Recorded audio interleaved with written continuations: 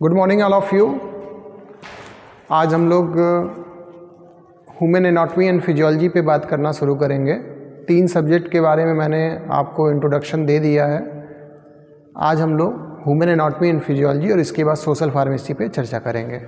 तो human anatomy and physiology की बात करें तो इस सब्जेक्ट्स में आपको कुछ टॉपिक्स पढ़ने हैं जिनका नाम है, पहले चैप्टर में आपको पढ़ना है scope of anatomy and physiology. पहला चैप्टर क्या होगा आपका? Scope of anatomy and physiology. जब कोई भी सब्जेक्ट हम पढ़ते हैं तो एक तो उस सब्जेक्ट की आपको डिफिनीशन पता होनी चाहिए और उसका स्कोप पता होना चाहिए, है ना। तो एनाटॉमी एंड फिजियोलॉजी की हम लोग बेसिक डिफिनीशन पढ़ेंगे और उसके स्कोप के बारे में बात की। स्कोप मतलब आप किन किन फील्ड में इस सब्जेक्ट को पढ़ के आगे बढ़ सकते हो।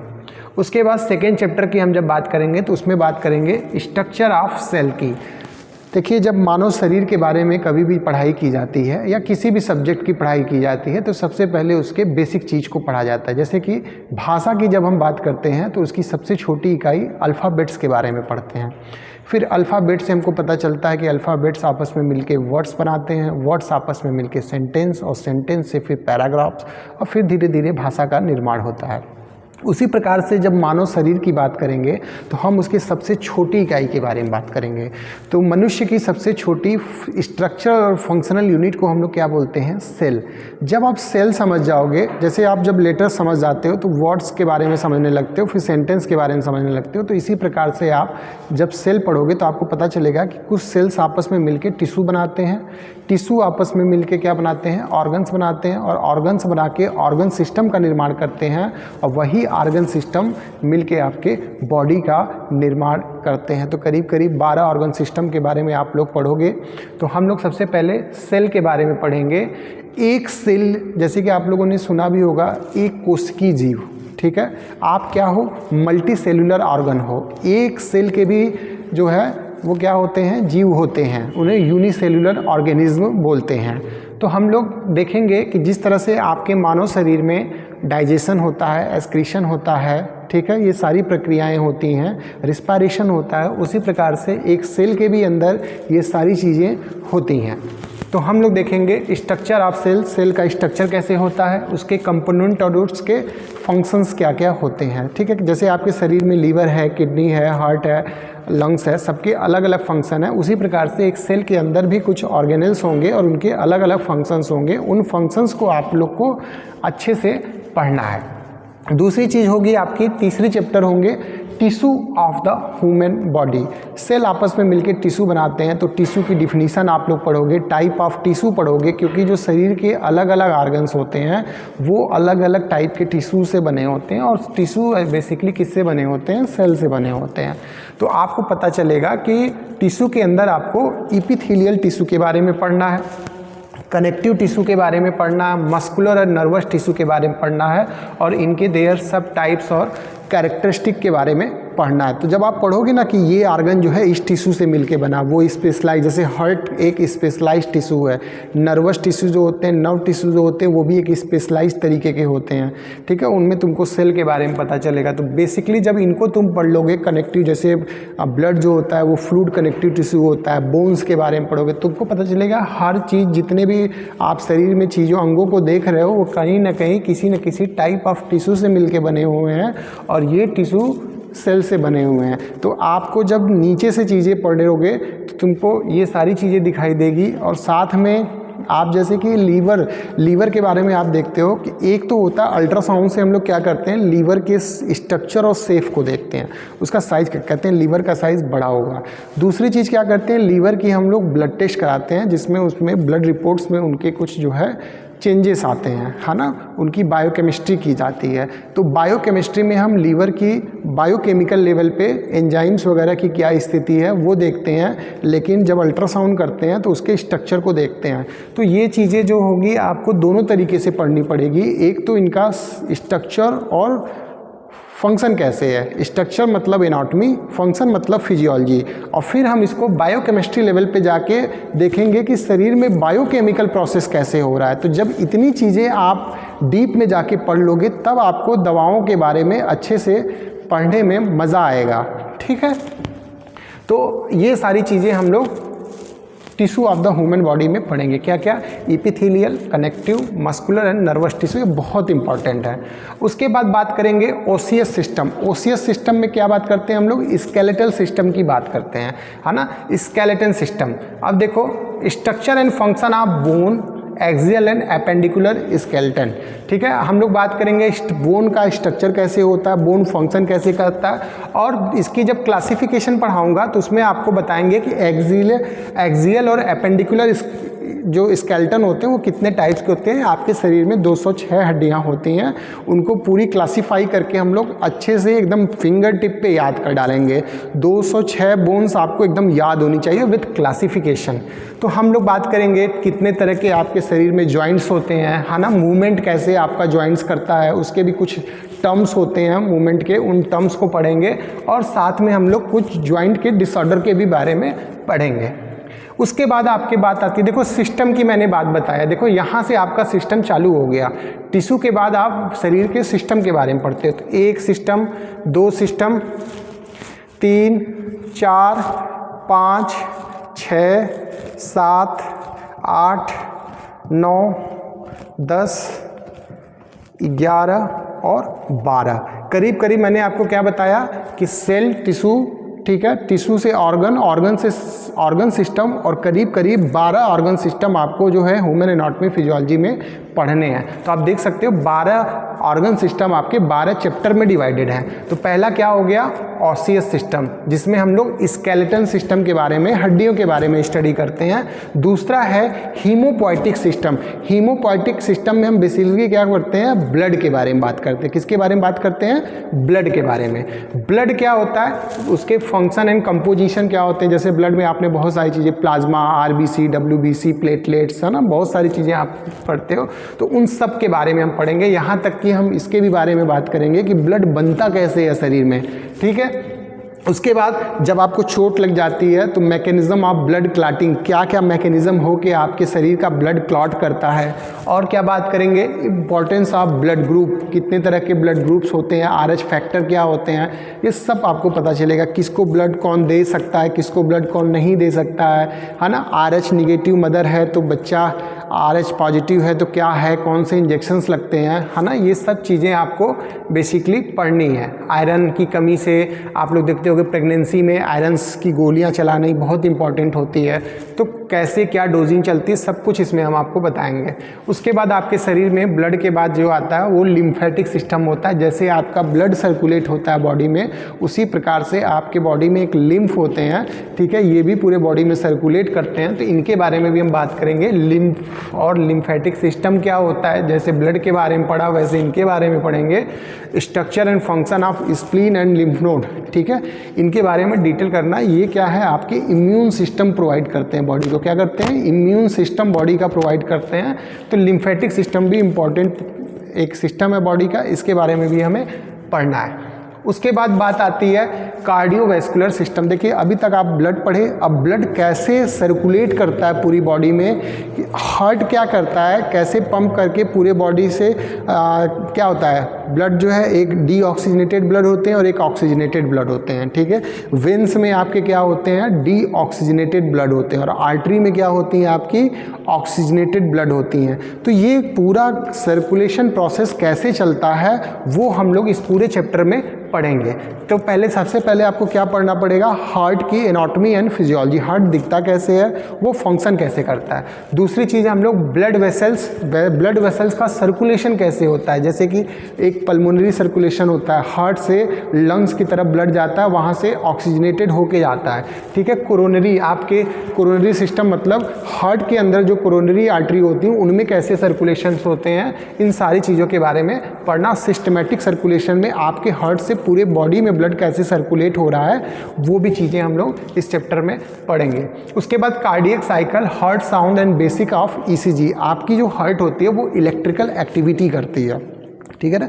हार्ट में क्या होता है, इलेक्ट्रिकल एक्टिविटी होती है, उसको हम लोग ईसीजी के थ्रू जो है रिकॉर्ड करते हैं। और ईसीजी पेपर आपने देखा होगा, अगर आपने कभी हार्ट्स के डॉक्टर्स के यहाँ किसी को दिखाने गए होंगे तो वहाँ डॉक्टर्स ईसीजी करते हैं। ईसीजी एक वेव्स बनती है PQRST, उस वेव्स के थ्रू हम लोग डायग्नोसिस करते हैं कि एरिदमिया है कि नहीं है, कोई हार्ट ब्लॉकेज है कि नहीं है ना। तो ये सारी चीज़ें हम लोग हार्ट साउंड, जैसे कि आपने देखा होगा स्टेथोस्कोप से डॉक्टर्स लब डब का साउंड सुनते हैं, तो इन सब के बारे में हम लोग डिटेल में बात करेंगे। फिर कार्डियक साइकिल 0.8 सेकेंड का कार्डियक साइकिल होता है, तो साइकिल के बारे में हम लोग बेसिक डिस्कस करेंगे। फिर blood pressure and it's regulation, आपकी बॉडी में ब्लड प्रेशर कैसे नापा जाता है, ब्लड प्रेशर होता क्या है, इसका रेगुलेशन कैसे होता है, ये सारी बातें हम लोग इस चैप्टर में पढ़ेंगे। उसके बाद 8 चैप्टर है रिस्पायरेटरी सिस्टम। रिस्पायरेटरी सिस्टम में फिर वही बात आ गई कि आपके लंग्स का स्ट्रक्चर और फंक्शन कैसे है, कैसे आपका लंग दिखता है और वो फंक्शन कैसे करता है, उसकी एनाटॉमी फिजियोलॉजी के बारे में बात करेंगे। फिर regulation and mechanism of respiration.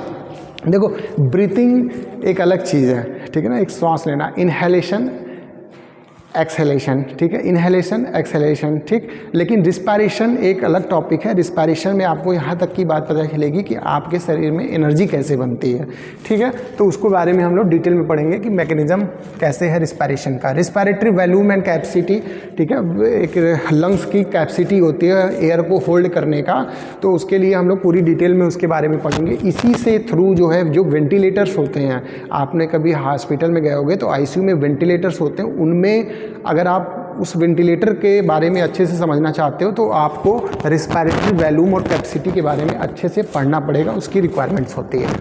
उसके बाद देखो डाइजेस्टिव सिस्टम होते हैं। डाइजेस्टिव सिस्टम में आपका माउथ से स्टार्ट होता है, एनस तक की बात की जाती है। इसमें आपका फूड कैसे कैसे आपके शरीर में डाइजेस्ट होता है, कैसे कैसे किस रास्ते के थ्रू जो है आउट होता है, उसका एब्जॉर्प्शन कैसे होता है, सब कुछ हम लोग डाइजेस्टिव सिस्टम वाले पार्ट में पढ़ते हैं। तो हम लोग पढ़ेंगे GIT। GIT मतलब क्या होता है, गैस्ट्रो इंटेस्टाइनल ट्रैक्ट, ठीक। इसकी एनाटॉमी एंड फिजियोलॉजी पढ़ेंगे। उसके बाद इस डाइजेस्टिव सिस्टम में साइड से आपके बहुत सारे ग्लैंड्स होते हैं, जो एसेसरी ग्लैंड्स होते हैं जो सपोर्ट करते हैं डाइजेशन में, तो उनके बारे में पढ़ेंगे, उनके फंक्शन के बारे में। फिर physiology of digestion and absorption, कैसे होता है आपका डाइजेशन, एब्जॉर्प्शन कैसे होता है, फूड कैसे आपके कार्बोहाइड्रेट, प्रोटीन, लिपिड, ये सारी चीज़ें जो हैं कैसे जाके आपके शरीर में एब्जॉर्ब होती हैं, उनका रोल क्या होता है, सब कुछ यहाँ पे हम लोग पढ़ेंगे। उसके बाद हम लोग बात करेंगे स्केलेटल मसल्स की। क्या चीज़, स्केलेटल मसल की। स्केलेटल मसल में जब हम बात करेंगे तो हिस्टोलॉजी की बात करेंगे। हिस्टोलॉजी एक तरह से क्या होती है, टिश्यू लेवल पे जाके स्टडी की जाती है। फिजियोलॉजी आप मसल कॉन्ट्रैक्शन की बात करेंगे, है ना, मसल कॉन्ट्रैक्शन कैसे होता है, जैसे ये आप मूवमेंट करा रहे हो तो इस तरह का मसल कॉन्ट्रैक्शन में एक फिजियोलॉजी ऑफ मसल कॉन्ट्रैक्शन होती है, जिसमें हम लोग कैल्शियम का रोल देखेंगे। तो उसके लिए एक पूरा स्टेप है, उस सारे स्टेप को कैसे मसल कॉन्ट्रैक्शन करता है, ये मसल्स कैसे मूवमेंट होती हैं, इसके बारे में हम लोग डिटेल में पढ़ेंगे। फिर अगर मसल्स में कुछ डिसऑर्डर्स हो जाए, है ना हो पाए, एकदम स्थिर हो जाए मसल, आपका मूवमेंट करने में दिक्कत हो, तो कुछ डिसऑर्डर्स होते हैं जिनके बारे में हमको पढ़ना है। उसके बाद बात आती है नर्वस सिस्टम की। नर्वस सिस्टम क्या होता है, यहाँ टच किया, सेंस हुआ, ठीक है ना, गर्म है, हटा लिया, तो ये सब चीज़ें क्या होती हैं, नर्वस सिस्टम की वजह से पॉसिबल हो पाती हैं। ये एक कम्युनिकेशन चैनल है बॉडी का, तो हम लोग इसके बारे में डिटेल बात करेंगे कि classification of nervous system. Nervous system को एक क्लासीफाई किया गया है एक तरीके से, तो वो क्लासिफिकेशन पढ़ेंगे। साथ में हम बात करेंगे anatomy physiology of cerebrum, cerebellum and brain, ठीक है। देखो जब नर्वस सिस्टम पढ़ा जाता है, दो इंपॉर्टेंट चीज़ होती हैं, एक होता है सेंट्रल नर्वस सिस्टम जिसमें ब्रेन और स्पाइनल कॉर्ड्स के बारे में हम स्टडी करते हैं, दूसरा होता है पेरीफेरल नर्वस सिस्टम जिसमें हम लोग ऑटोनॉमिक नर्वस सिस्टम और सोमैटिक नर्वस सिस्टम के बारे में डिटेल में स्टडी करते हैं। तो इस पूरे चैप्टर में हम आपको अच्छे से पढ़ाएंगे। जैसे ब्रेन में आप जो हाइपोथैलेमस के बारे में बात करोगे, मेडुला ऑब्लेंगेटा के बारे में बात करोगे, बेसल गैंग्लिया के बारे में बात करोगे, तो ये आपके सेंट्रल नर्वस सिस्टम के पार्ट होंगे, ये ऊपर से लेकर नीचे तक। स्पाइनल कॉर्ड के स्ट्रक्चर्स के बारे में बात करोगे, स्पाइनल कॉर्ड्स के कैसे स्ट्रक्चर्स होते हैं, रिफ्लेक्सेस कैसे आते होता है ना, वैसे तुरंत हार्ट आ जाता है, तो रिफ्लेक्स एक्शन कैसे होता है नर्वस सिस्टम में। उसके बाद क्रेनियल नर्व्स होती हैं, है ना, टाइप ऑफ क्रेनियल नर्व्स, किस क्रेनियल नर्व्स का क्या फंक्शन होता है ना, आंखें कैसे काम करते हैं, टेस्ट कैसे मिलता है, ये सब ये क्रेनियल नर्व्स वाले पार्ट में आप पढ़ोगे। इतने टाइप्स के क्रेनियल नर्व्स होती हैं, इनके अलग अलग फंक्शंस होते हैं, तो ये सारी चीज़ें आपको इसमें पढ़नी है। फिर लास्ट में आपका आता है anatomy and physiology of sympathetic and parasympathetic nervous system. जब आप PNS पढ़ोगे तो उसमें तुमको पता चलेगा कि एक मोटर न्यूरॉन होते हैं और एक सेंसरी न्यूरॉन होते हैं, और उसमें भी फिर मोटर न्यूरॉन में आपको पता चलेगा सिंपैथेटिक और पैरासिम्पैथेटिक नर्वस सिस्टम के बारे में। तो सिंपैथेटिक और पैरासिम्पैथेटिक नर्वस सिस्टम के बारे में बताया जाता है कि सिंपैथेटिक मतलब होता है fight and flight response, and parasympathetic मतलब होता है रेस्ट एंड डाइजेस्ट। ठीक है, तो जो आपके शरीर में या कोई भी ऑर्गन क्या होता है, अपने आप चलता है। ऑटोनॉमिक नर्वस सिस्टम मतलब अपने आप चल रहा है, तो उसको जब बढ़ाने की बात आती है, उसको तेज गति लाने की बात होती है, तो उसमें हमारा सिंपैथेटिक नर्वस सिस्टम काम करता है। जब उसमें कुछ स्लो डाउन करने की बात आती है तो हमारा पैरासिम्पैथेटिक नर्वस सिस्टम काम करता है। बहुत सारी ड्रग्स आती हैं जो आप लोग अभी फार्माकोलॉजी में पढ़ोगे, cholinergic drug, anti cholinergic drug, adrenergic drug, anti adrenergic drug. तो एडिनर्जिक ड्रग को ही सिंपैथेटिक ड्रग्स बोलते हैं, है ना। कोलिनर्जिक ड्रग को पैरासिम्पैथेटिक ड्रग बोलते हैं, है ना। तो ये क्या करते हैं, वो बेसिकली हम लोग फार्माकोलॉजी में पढ़ेंगे, लेकिन ये कॉन्सेप्ट जब तक आपका क्लियर नहीं होगा तब तक आप फार्माकोलॉजी में कोलिनर्जिक और एडिनर्जिक ड्रग के बारे में नहीं समझ पाओगे। तो ये नर्वस सिस्टम बहुत इंपॉर्टेंट होता है, क्योंकि जो फार्माकोलॉजी के बेसिक प्राइमरी पहले जो चैप्टर्स होते हैं स्टार्टिंग के, वो इन्हीं पे बेस्ड होते हैं। तो यहाँ कॉन्सेप्ट क्लियर है तो वहाँ आपको बड़ा मज़ा आएगा। उसके बाद आपके बॉडी में क्या होते हैं, कुछ सेंस ऑर्गन्स होते हैं, जैसे कि आई, ठीक है। तो आई, ईयर, स्किन, टंग और नोज, ठीक है। ये 5 आपके क्या हैं, 1 2 3 4 5 आपके सेंस ऑर्गन्स हैं। इन सेंस ऑर्गन्स के बारे में हम लोग डिटेल में पढ़ेंगे कि आँखों में क्या होता है, ईयर्स में कैसे आपको वाइब्रेशन के थ्रू साउंड सुनाई देते हैं, स्किन, टंग, नोज, ठीक है। क्योंकि जब आप आओगे ना फील्ड में, जब काम करने के लिए उतरोगे, तो हर तरह के पेशेंट्स आते हैं और दवाएं आपके शरीर के हर सिस्टम पे काम करती हैं। आँख पे भी काम करने वाली दवाओं के बारे में आपको पढ़ना पड़ेगा, ENT के भी, स्किन पे भी, डर्मा के भी आपको पेशेंट मिलेंगे जिनको स्किन की दवाओं के बारे में। तो ये चीज़ें आप पढ़े रहोगे तभी आप जो है अच्छे से दवाओं के एक्शन और रिएक्शंस के बारे में समझ पाओगे। फिर आपका 13वां चैप्टर होगा यूरिनरी सिस्टम, जिसमें हम लोग यूरिनेशन कैसे होता है ना। यूरिनरी सिस्टम पूरा, उसकी एनाटॉमी, फिजियोलॉजी क्या है, यूरिन फॉर्मेशन कैसे होता है, रेनिन एंजियोटेंसिन सिस्टम आपके किडनी में होता है। ये पार्ट जब आप पढ़े रहोगे तो आपको पता चलेगा किडनी कैसे जो है वो ब्लड प्रेशर को रेगुलेट करती है। तो इसमें एंजियो रेनिन सिस्टम का जो है, रेनिन एंजियोटेंसिन सिस्टम के बारे में अच्छे से पढ़ना होता है। उसके बाद क्लियरेंस, टेंस और मिक्चुरेशन होता है ना। बहुत सारे आप बच्चों में देखते होंगे यूरिन बेड पे कर देते हैं, तो वो सारी चीज़ें मिक्चुरेशन प्रोसेस में आप ब्लडर कैसे कॉन्ट्रैक्ट होता है, रिलैक्स होता है, उसके बारे में पढ़ोगे। क्लियरेंस टेंस होती है जब किडनी में क्रिएटिनिन लेवल डिस्टर्ब होते हैं, तो उसमें GFR की बात आती है, क्लियरेंस टेस्ट की बात आती है। तो ये सारे कॉन्सेप्ट आप यहीं से समझ पाओगे। उसके बाद आपके शरीर में होते हैं इंडोक्राइन सिस्टम, जिनमें हार्मोन्स और देयर फंक्शंस के बारे में पढ़ते हैं। देखो, आपके शरीर में 2 तरह के ग्लैंड्स होते हैं, एक्सोक्राइन और इंडोक्राइन, ठीक है। तो अभी आपके सिलेबस में इंडोक्राइन के बारे में बात किया, एक्सोक्राइन के बारे में बात नहीं किया, लेकिन मैं आपको अलग से बता दूंगा। तो इंडोक्राइन सिस्टम में आपकी पिट्यूटरी ग्लैंड्स होती हैं, adrenal glands, thyroid, parathyroid, pancreas और गोनेट्स होते हैं। ये सारे जो है ग्लैंड्स जो है अलग अलग तरह के हार्मोन सिक्रीट करते हैं। कुछ मास्टर ग्लैंड होते हैं जो आपके ब्रेन में पाए जाते हैं, कुछ आपके शरीर के अलग अलग हिस्सों में पाए जाते हैं, जैसे थायराइड ग्लैंड आपके, ठीक है, और थाइमस ग्लैंड्स होते हैं। फिर आपके गोनैड्स में ओवरीज होती हैं, टेस्टिस होती हैं। इन सब से क्या होते हैं, आपके कुछ हार्मोन सिक्रीट होते हैं और उनका एक फंक्शन होता है आपके बॉडी में, बहुत इंपॉर्टेंट फंक्शन होता है। तो वो सारी चीज़ें आप यहीं से समझोगे कि आपका brain, master, pituitary gland, hypothalamus कैसे एक दूसरे को कंट्रोल करता है और फिर वो रिलीज होकर बॉडी में क्या फंक्शन करते हैं, वो इन्हीं चैप्टर से आपको समझ में आएगा। जैसे कि होता है ना कि खुशी, इमोशंस भी कहीं ना कहीं आपके ये हार्मोनल सिस्टम से कंट्रोल होते हैं, तो हम लोग इसमें अच्छे से पढ़ेंगे। उसके बाद लास्ट चैप्टर आपका है रिप्रोडक्टिव सिस्टम। यहीं से हमको पता चलता है मेल और फीमेल के रिप्रोडक्टिव सिस्टम में डिफरेंस क्या होते हैं, फिजियोलॉजी ऑफ मेंस्ट्रुएशन क्या होते हैं, MC क्या होती है, कितने डेज की होती है ना, कौन कौन से उसमें हार्मोन सिक्रीट होते हैं, सब कुछ यहाँ पे अच्छे से डिटेल में पढ़ेंगे। उसके बाद स्पर्मेटोजेनेसिस, oogenesis, स्पर्म का बनना, स्पर्म कैसे बनते हैं, ओवम कैसे बनते हैं, फर्टिलाइजेशन कैसे होता है, प्रेगनेंसी कैसे कंसीव होती है, पार्टूरेशन कैसे होता है, नॉर्मल डिलीवरी के बारे में चर्चा की जाती है इसमें। तो ये सारी चीज़ें आप जो है पूरी एनाटॉमी एंड फिजियोलॉजी में कंप्लीट करोगे। तो that's is your theory syllabus. तो यहाँ पे हम लोग इतनी थ्योरी पढ़ने के बाद नेक्स्ट जो आपको सब्जेक्ट हम पढ़ाएंगे वो होगा आपका सोशल फार्मेसी। ठीक है। तो नेक्स्ट वीडियो में हम लोग बात करते हैं सोशल फार्मेसी की। तो thank you very much all of you, आप हमसे बने रहें और नेक्स्ट क्लास का इंतज़ार करें। सोशल फार्मेसी के सिलेबस को हम जल्द ही आपके सामने डिस्कस करेंगे। Thank you very much all of you.